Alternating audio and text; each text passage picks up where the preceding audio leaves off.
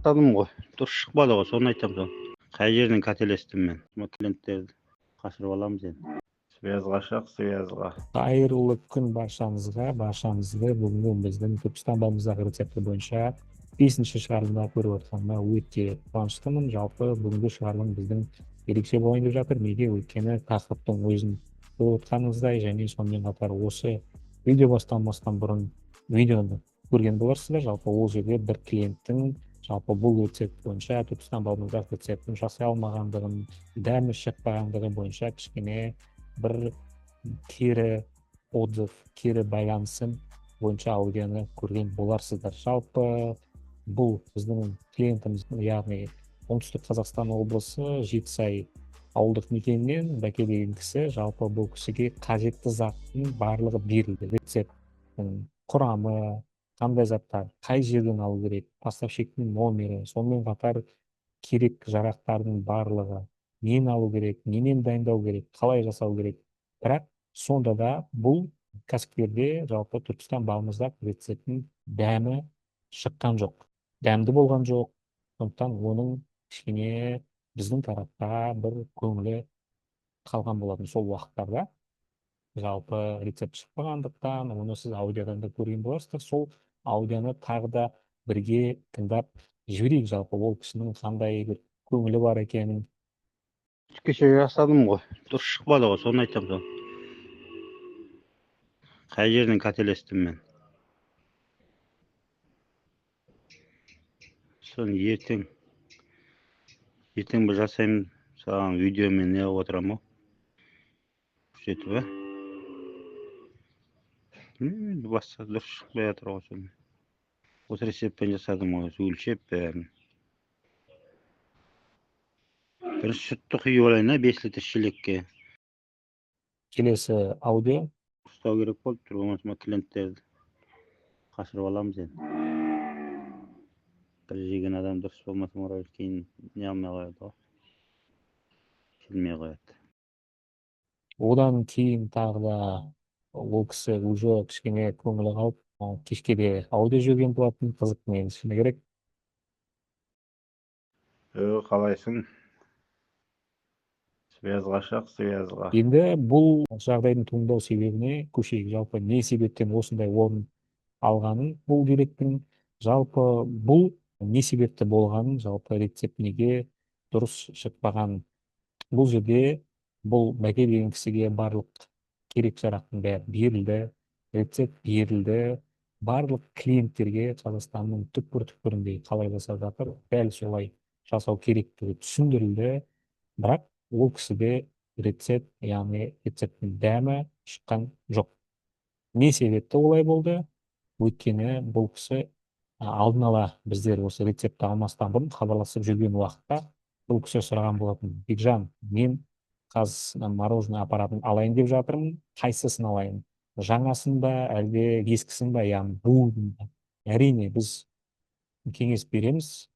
Егер де кәсіпті жаңа бастап жатсаңыз, әрине жаңа аппаратты алғаныңыз жақсы. Өзіңізге сіз оның жалпы тарихын білесіз, яғни ол жаңа, сізге дейін қолданыста болған жоқ. Сондықтан да сіз оны өзіңіз с нуля пакетін жыртып, ашып, көріп, енді ғана қосып, яғни ең бірінші сол аппараттың кнопкасын басып атқан сіз боласыз. Одан бөлек, әрине, егер де қаражатыңыз аз болатын болса кәсіпті бастауға, бұл аппараттарды алуға, бірақ әрине біз кеңес береміз дұрыстап қарап алуға.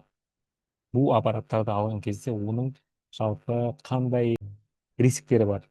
Өйткені оны біз тарихын білмейміз, қанша уақыт жұмыс жасаған, қай жерде тұрған, оны оған дейінгі қолданған иелері қандай және қалай қолданғанын, оны бір жерден бір жерге қозғады ма, қозғамады ма, ол тек бір жерде тұрды ма, соның барлығы негізі өте маңызды.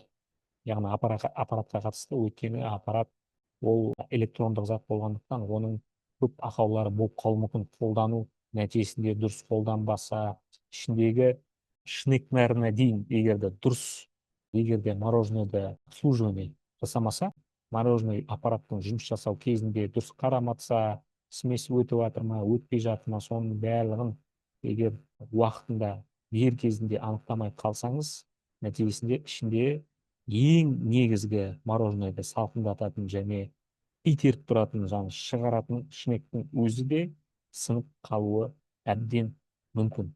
Сондықтан да бұл кісіге қайтадан оралайық. Жалпы бұл кісі жаңа аппарат емес, ақшасы кішкене аздау болғандықтан бұл аппаратты алған болатын. Соның нәтижесінде жалпы барлық рецептке қатысты нәрселердің барлығы толықтай қайсы салу керек алынды, қай затты қанша есе қосу керек қосылды, бірақ аппараттың бір ақауы, яғни оның салқындату деңгейі, соның настройкасы жұмыс жасаған жоқ, яғни салқындату дәрежесі жұмыс жасаған жоқ. Соның нәтижесінде бұл аппаратпен жұмыс жасау барысында аппарат тиісті деңгейде құйылған сместі салқындатпаған әсерінен жалпы шыққан мороженойдың дәмі онша емес болып шықты. Соның нәтижесінде бұл кісі бізге хабарласқан болатын. Біз оның не себептен болғанын басында түсінбедік. Содан кейін ең соңында мен осы аппараттың жалпы салқындату деңгейіне сәйкес бұл кісіге рецептті өзгерттім. Соның нәтижесінде әрине бұл кісіге енді жалпы мороженойдың дәмі жақсы болып шықты. Соны аудиосын бірге тыңдап жіберейік. Уалейкум ассалам. Қалайсың, амансың ба? Пока мороженый несі нормальный болды дейін. Ресейін турладым ау дейін. Сол жаңа қаттылығы сол дұрыс болмай жатыр. Ана әдемі тұрмайды, бас жағы бетеп, майысып қалады алған кезінде. Сол кнопкасы істемейді онда бұны. Сол басқа тақаттыныш. Коктейльдерді ғой әлі шығарған жоқ. Келесі аудионда тыңдап жүрейік. Сені видеоға жіберу керек, құйған кезде ма? Баста ренжідім, апаң ренжіп. Ой, саған дұрыс. Ойламады. Қиындашылық та бар, рецепт болмай, мәссаған. Осындай өзінің аудиосын жіберген болатын, және содан кейін тағы да ең соңында тағы да біз сөйлескен уақытта тағы да аудио жіберген болатын. Соны тыңдап жіберейік.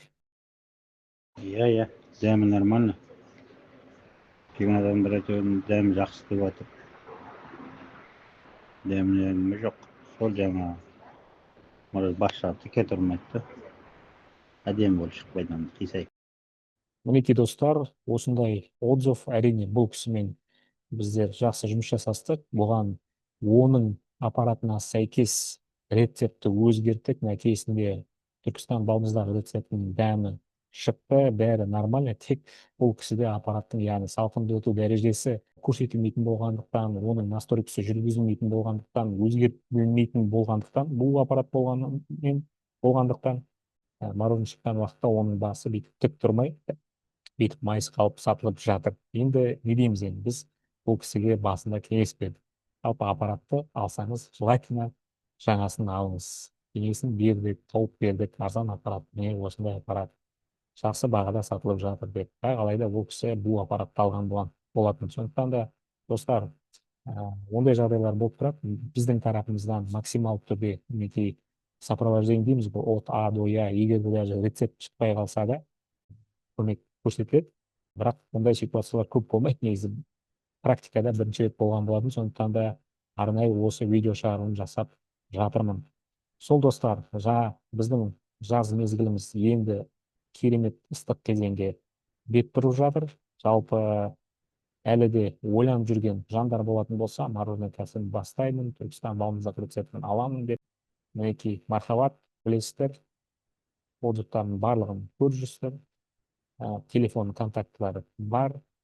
Кімге қызықты, кім осындай керемет сопровождениемен әрі қарай кәсібін бастағысы келеді, жалғастырғысы келеді, хабарлассаңыздар болады. Барлықтарыңызды келесі видеода кездескенше күтемін.